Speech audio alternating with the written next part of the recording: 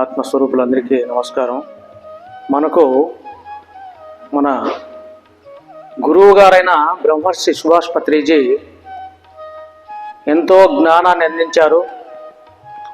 అందులో భాగంగా తులసి దళము అనే బుక్కును ప్రచురించారు ఆయన. అందులో ఆధ్యాత్మిక మౌలిక సూత్రాలను పొందుపరిచారు దాంట్లో. ఎందుకంటే సర్వశాస్త్రాలను ఆయన ఎన్నో బుక్కులను చదివి అందులోని జ్ఞానాన్ని కూలంకషంగా మనకు అర్థమయ్యేలాగా, మనకు అర్థమయ్యే భాషలో ఆ యొక్క ఎలాగైతే ఒక లెక్కకు సూత్రాన్ని ఎలాగైతే ఆ సూత్రం ఉంటేనే ఆ లెక్క ఆన్సర్ వస్తుంది అనమాట. అలాగొచ్చేసి సారు అన్ని ఆధ్యాత్మిక బుక్కులను విశ్లేషించి చదివి ఆ యొక్క సూత్రాలను దాంట్లో పొందుపరిచారనమాట. అందులో భాగంగా ఆయన మనకు ఆధ్యాత్మిక శాస్త్రము అనే ఒక సబ్జెక్ట్ చెప్పాడు. ఆధ్యాత్మిక శాస్త్రము ప్రతి ఒక్కరూ తెలుసుకోవలసిన శాస్త్రము, అధ్యయనం చేయవలసిన శాస్త్రము ఆధ్యాత్మిక శాస్త్రం అన్నమాట. ఎందుకంటే మిగతా ఎన్నో శాస్త్రాలు ఉన్నాయి. ఆ అన్ని శాస్త్రాలు ఆధ్యాత్మిక శాస్త్రము తర్వాతే అన్నమాట.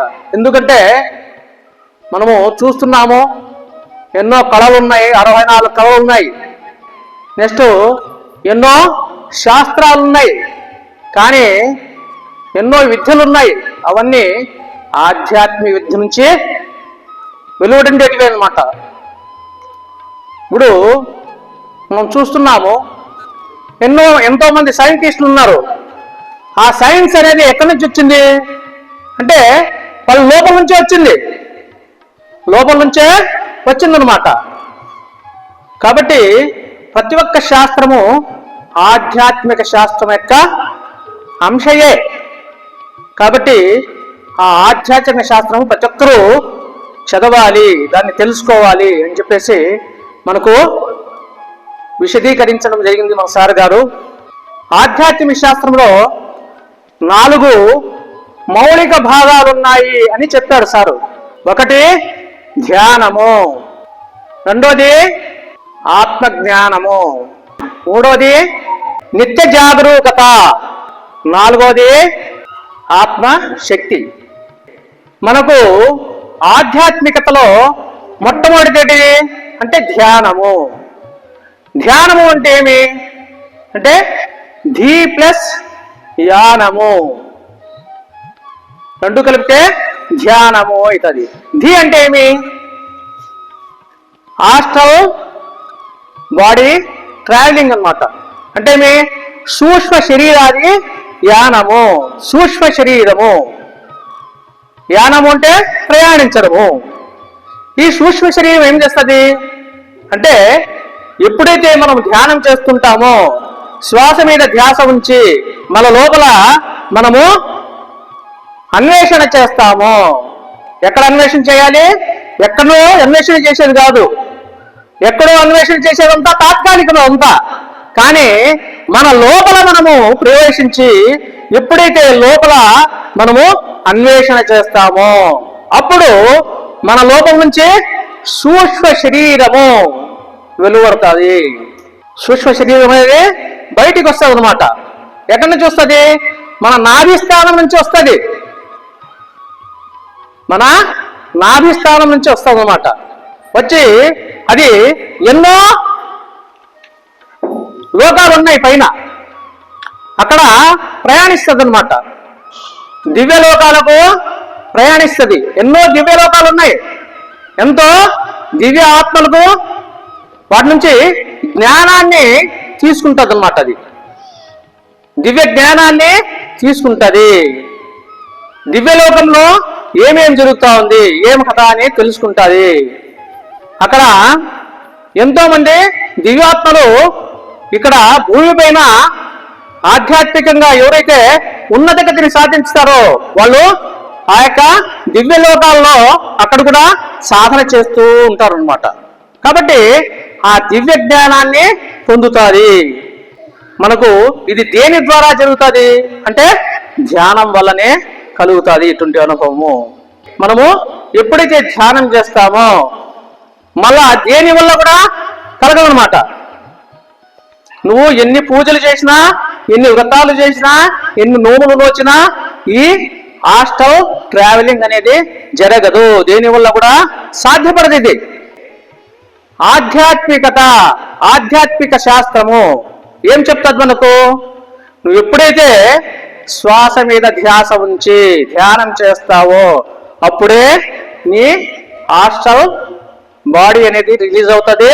నువ్వు హాస్టల్ ట్రావెల్ చేస్తావు, ఎన్నో ఉన్నతమైన లోకాలకు ప్రయాణిస్తావు, ఆ ఉన్నతమైన జ్ఞానాన్ని పొందుతావు, ఎంతో మంది దివ్యాత్మల దగ్గరికి వెళుతావు, వాటి యొక్క సందేశాలను కూడా తీసుకుంటావు, ఆ యొక్క దివ్య అనుభూతులను చెందుతావు.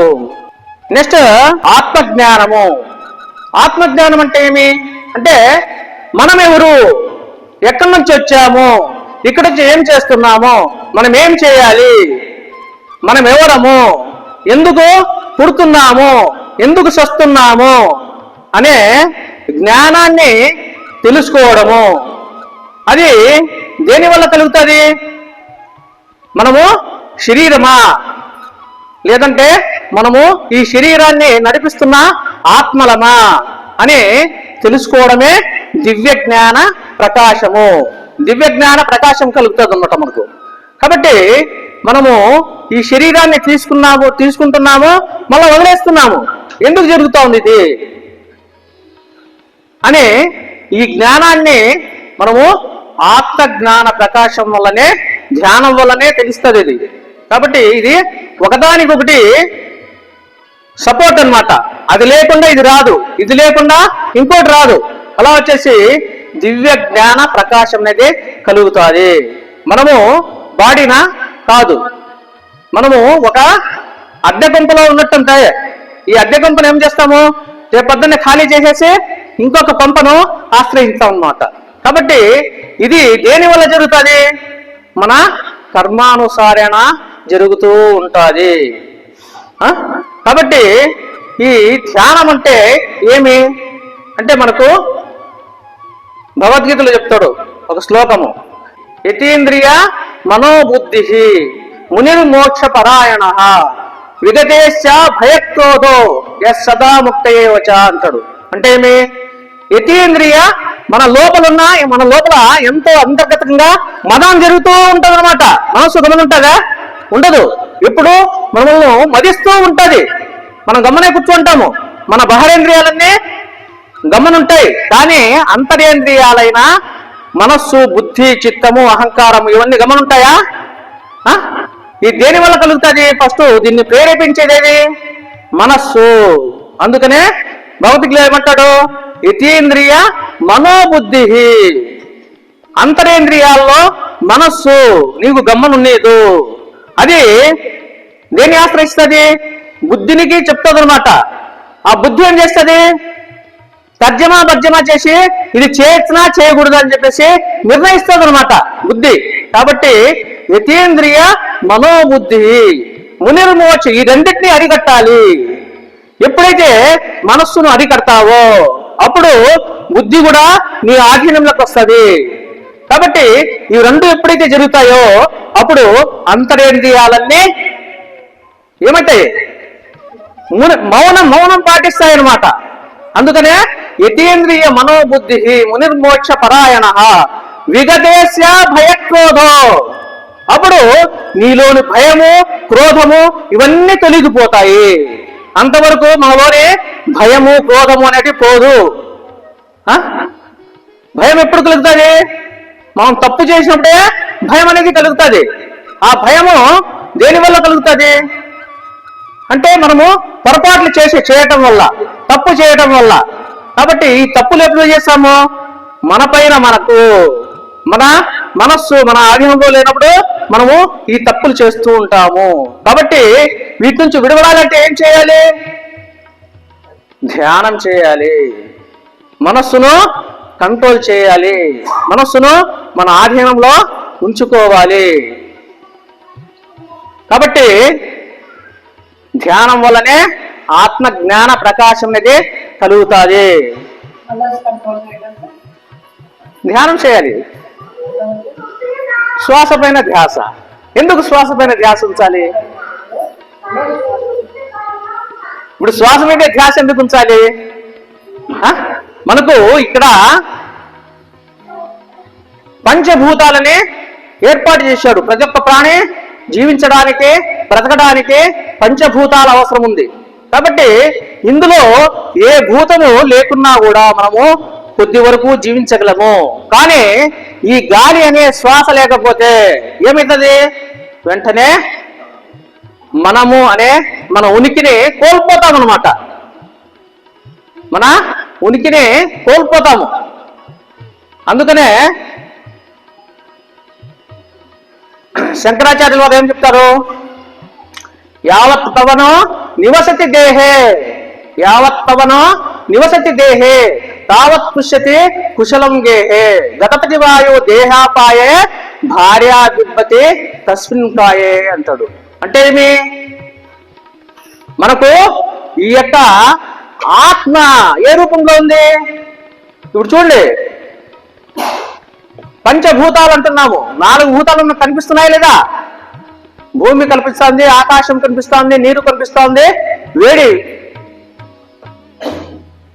ఎండ కనిపిస్తోంది, ఏదంటే అగ్ని కనిపిస్తా ఉంది. కానీ 5వ భూతమైన వాయువు కనిపిస్తా ఉందా? వాయువు ఉందా లేదా? ఉంది. కానీ అది లేకపోతే ఏ ప్రాణి క్షణమైనను జీవించజాలదు, కొన్ని సెకండ్లైనను జీవించజాలదు.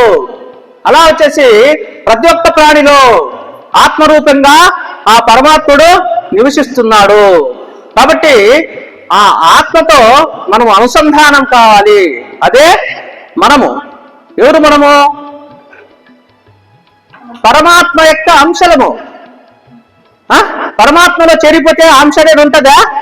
సముద్రంలో పోయి నీళ్లు కలిసిపోయినాయంటే, ఎన్నో నదులు, ఎన్నో సరస్సులు అన్నీ కలిసిపోయి సముద్రంలో పడినాయంటే దాన్ని సరస్సు, నది, చినుకు అంటారా? నురగా, గుడగా అంటారా? అనరు. దాన్ని ఏమంటారు? సముద్రము అంటారు. కాబట్టి ఆ పరమాత్మలో ఎప్పుడైతే ఈ ఆత్మపై విలీనమైందో అప్పుడేమిటది? ఇక్కడ నువ్వు పరమాత్మే, ఇంకా నువ్వు ఆత్మస్వరూపుడి కాదు, అప్పుడు పరమాత్మ స్వరూపుడు అవుతావు అనమాట. కాబట్టి అది దేనితో సాధ్యమవుతుంది? మన ఉనికిని మనము, మన గమ్యస్థానాన్ని మనము చేరుకోవాలంటే దేనితో సాధ్యమవుతుంది? ఇది ఒక సాధన ద్వారానే, ఒక ధ్యానము ద్వారానే. కాబట్టి అందుకనే నువ్వు ఏ పట్టుకున్నా ప్రయోజనం లేదు నాయనా. ఆ కనిపించని ఆ పరమాత్మను నువ్వు చేరుకోవాలంటే నీలో ఏదైతే కనిపించకుండా ఉంటాదో అదే నిన్ను దారిని, గమ్యాన్ని చూపగలదు అని చెప్తున్నాడు. అందుకనే మన సారు అన్ని శాస్త్రాలు, అన్ని విద్యలు అన్నిటినీ అన్వేషించి ఇదే సరైన మార్గం అని చెప్పేసి మన అందరికీ విశదీకరించాడు అనమాట. ఎంతో మంది ధ్యానులను, జ్ఞానులను తయారు చేశాడు. కాబట్టి ఇది దేని వల్ల సాధ్యపడుతుంది అంటే ధ్యానం వల్లనే ఆత్మజ్ఞాన ప్రకాశము. దానివల్ల ఏమవుతుంది? నిత్య జాగరూకత. నిత్య జాగరూకత అంటే ఏమి?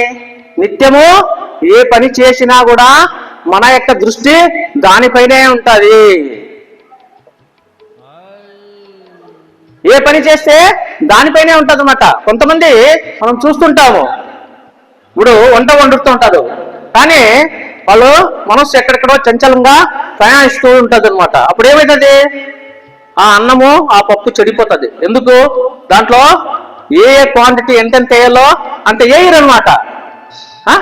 ఎందుకంటే మనస్సు తన ఆధీనంలో ఉండదు. అప్పుడు ఉప్పు ఎక్కువ వేసేదో, చింతపండు ఎక్కువ వేసేదో, లేకపోతే ఇంకోటి ఎక్కువ వేసేదో అట్లా చేసి ఆ యొక్క ఆహారాన్ని కానీ లేదంటే ఇతరత్ర ఏ పనన్నా కానీ మనం చేయాల్సిన పని సక్రమంగా చేయమన్నమాట.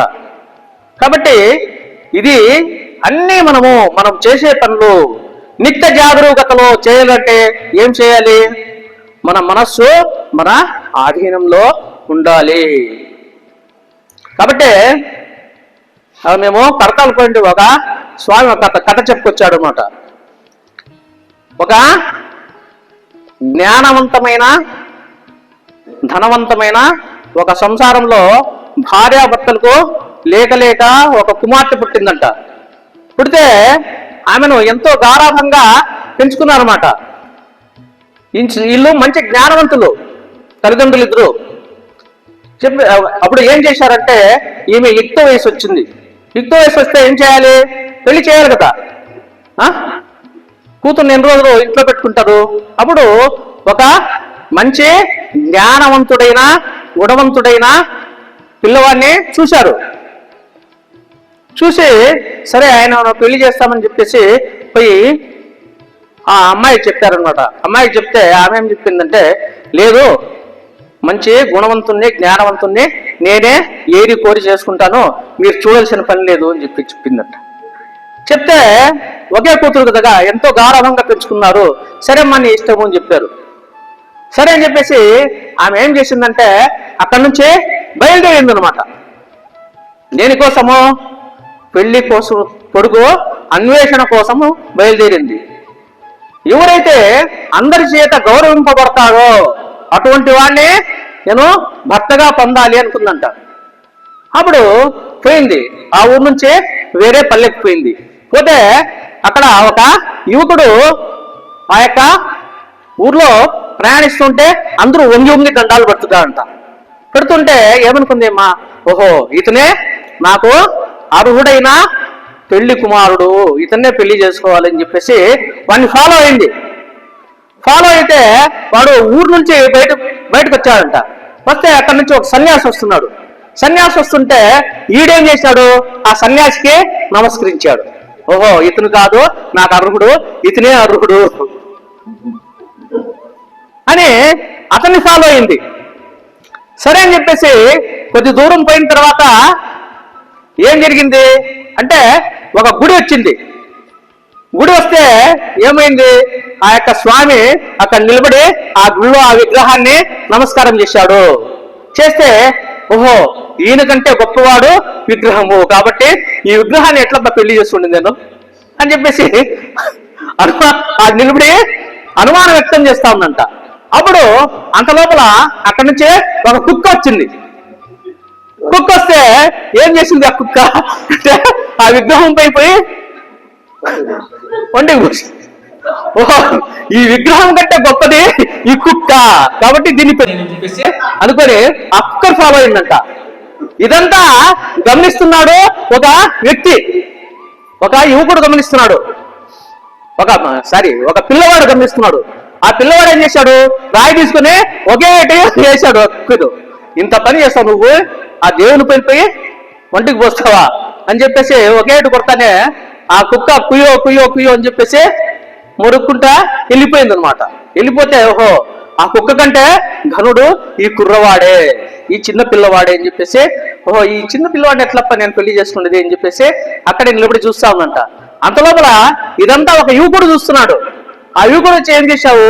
రే ఏమి తెలియని ఆ నోరు లేని ప్రాణం నువ్వు కొడతావా అని చెప్పేసి చెంప గొగ్గేసాడు అనమాట పిల్లవానికి. వేస్తే వాడు ఏడుచుకుంటా ఉన్నాడు అనమాట.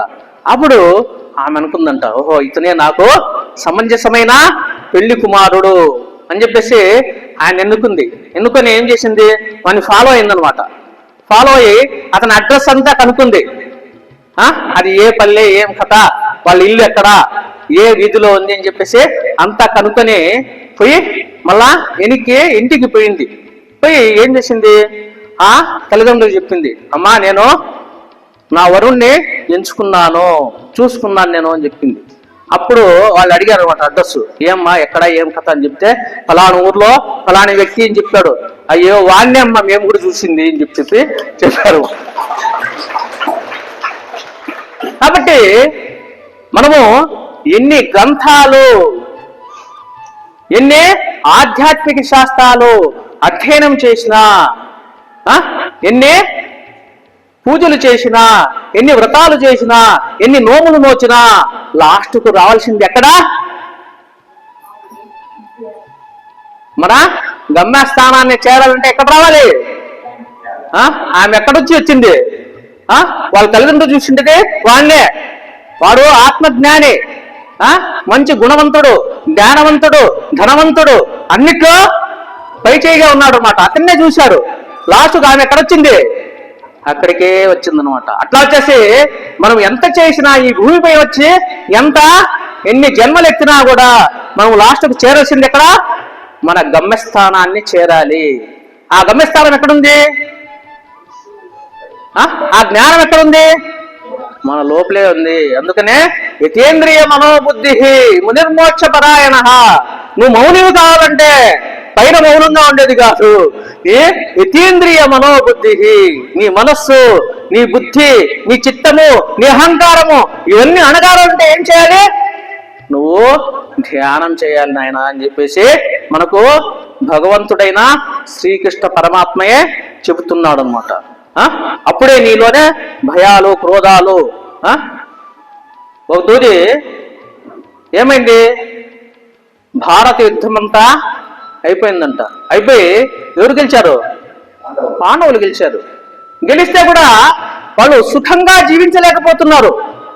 ఎక్కడ చూసినా వీళ్ళు సొంత అన్నదమ్ములు చంపారు, నెక్స్ట్ చిన్నాయన పెద్దలను చంపారు, నెక్స్ట్ గురువును చంపారు, తాతను చంపారు. ఇదొక రాజ్యమా? వీళ్ళొక పరిపాలన అని చెప్పేసి యారు చూసినా ఆటుపోట్లే. అందుకనే ఆ ధర్మరాజు ఏం చేస్తున్నాడు? పంచపాండవులు ఆ యొక్క వేదనను భరించలేక కృంగిపోతున్నాడంట. కృంగిపోతుంటే ఎవరి దగ్గర పోతారు వాళ్ళు? ఏ సంశయం వచ్చినా ఎక్కడ పోతారు? కృష్ణుని దగ్గర పోతారు. పోయినాడు, ఏం స్వామి అంత చేపించిందంత నువ్వే, కానీ నువ్వేమో సంతోషంగా ఉన్నావు, హాయిగా ఉన్నావు, నిశ్చింతగా ఉన్నావు, మాకేంది వేదన అని చెప్పాడు. అప్పుడు చెప్పాడన్నమాట ఆయన, అయ్యా అదే మీలో ఉండే లొసుగు. ఏమి నువ్వెవరో నువ్వు తెలుసుకోవటం లేదు. నువ్వు ఎవరివి? దూషణ దండనాలు దేహమునకే కానీ ఆత్మ కిందకైనా అంటబోదు. కత్తి ఎత్తి పుట్ట నెత్తి కొట్ట నురగంపు గిట్టబోదు అని చెప్పేసి వేమన చెప్పాడు. అంటే ఏమి? దూషణ దండనాలు, తిట్లు గాని కొట్టుట గాని దేహానికే. నువ్వెవరు? ఆత్మవి. నువ్వు ఆత్మని తెలుసుకోవడము ఎట్లా తెలుసుకుంటావు? నువ్వు బయట ఉంటే ఏం జరుగుతుంది? నేను దేహాన్ని అని వాడు తిట్టినే, వాడు కొట్టినే, వాడు నా సొమ్ము దోచేసినే, ఇవన్నీ వస్తుంటాయన్నమాట. ఎప్పుడైతే నువ్వు అనేది ఎవరు అనేది తెలుసుకోవడానికి ఏం చేయాలి? ధ్యానం చేయాలి. దూషణ దండనాలు దేహమునకే గాని ఆత్మకింత అయినా అంటబోదు. కత్తి ఎత్తి పుట్ట నెత్తి కొట్ట. పుట్ట లోపల పాము ఉంది, పైన పుట్ట పైన కొడితే ఏమవుతుంది? నురగంబు గిట్టబోదు. పాము సస్తదా? ఆ పాము సావాలంటే ఏం చేయాలి? దాన్ని తవ్వాలి. తవ్వి ఎప్పుడైతే ఆ పాము ముసులు కొట్టుకుంటూ పైకి వస్తుందో అప్పుడు ఆ కట్టి తీసుకుని పట్టాలి. అప్పుడే సస్తుంది అది, లేకపోతే సస్తదా? అందుకనే వేమని చెప్పాడు, దూషణ దండనా దేహమునకే గాని ఆత్మకింతైనా అంటబోదు. కట్టి ఎత్తి పుట్ట నెత్తి కొట్ట నురగంబు గిట్టబోదు. కాబట్టి నువ్వు పై ఎన్ని చేసినా కూడా అసలైన నువ్వెవరో, నీ యొక్క గమ్యస్థానం ఏదో, నువ్వు ఎక్కడి నుంచి వచ్చావో తెలియదు. కాబట్టి అది తెలియాలంటే ఏం చేయాలి? నిత్య జాగరూకతలో ఉండాలి. నిత్య జాగరూకతలో ఉండాలి. ఈ నిత్య జాగరూకత ఎప్పుడు వస్తుంది నీకు అంటే ధ్యానము, ఆత్మజ్ఞాన ప్రకాశము. ఈ రెండు ఎప్పుడైతే నువ్వు తూచా తప్పకుండా పాటిస్తుంటావో అప్పుడే నీకు ఏమవుతుంది? నిత్య జాగరూకత ఏర్పడుతుంది. నిత్య జాగరూకత అనేది ఏర్పడుతుంది. కాబట్టి ఇదంతా దేని వల్ల కలుగుతుంది అంటే ఒక ధ్యానము వల్లనే. కాబట్టి చివరిది మనోశక్తి. ఇప్పుడు మనం మామూలుగా చూస్తుంటాము, ఆ ఋషి ఏదన్నా శపించాడనుకో అప్పుడు ఏమవుతుంది? ఫలిస్తుంది. ఇప్పుడు మనము మహాభారతంతో కుంతిని చూస్తున్నాము. ఆ కుంతికి తనేళ్ళంతా ఎట్లా పుట్టారు? దుర్వాసుడు ఒకటి ఆ రాజ్యానికి వచ్చాడు అనమాట. వస్తే ఆయనకు ఎంతో పరిచర్యలు చేసింది ఆమె, ఎవరు? కుంతీదేవి. అందుకని చెప్పేసి, అమ్మా నువ్వు ఏది కోరుకుంటావో, ఎవరినైతే ఏ దేవతను నువ్వు ఆహ్వానిస్తావో అనుకుంటావో వెంటనే ప్రత్యక్షమై నీకు కావలసిన వరాన్ని ఇస్తాడమ్మా అని చెప్పాడు. అటువంటి వరాన్ని ఇచ్చాడు. ఇవన్నీ ఎట్లా జరుగుతాయి? దేనివల్ల జరుగుతాయి ఇవన్నీ?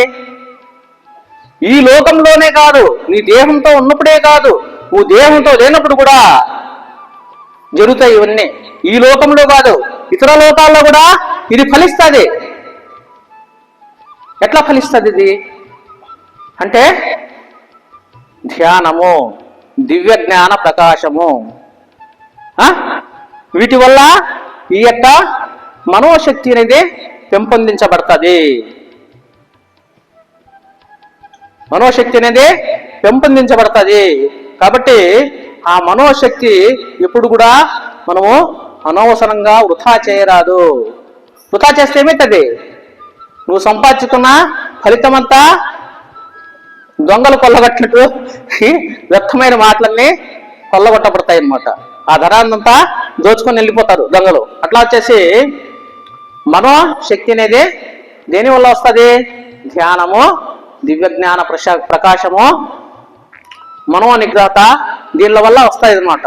కాబట్టి ఇటువంటి సందేశాన్ని మనకు పత్రి సారు అందించారు. కాబట్టి ఇది దేంట్లో చెప్పబడిందంటే తులసి దళము అనే పుస్తకంలో మనకు విపులంగా సార్ రాశారు. కాబట్టి ఈ తులసి దళాన్ని మీరందరూ చదవవలసిందిగా కోరుతున్నాను.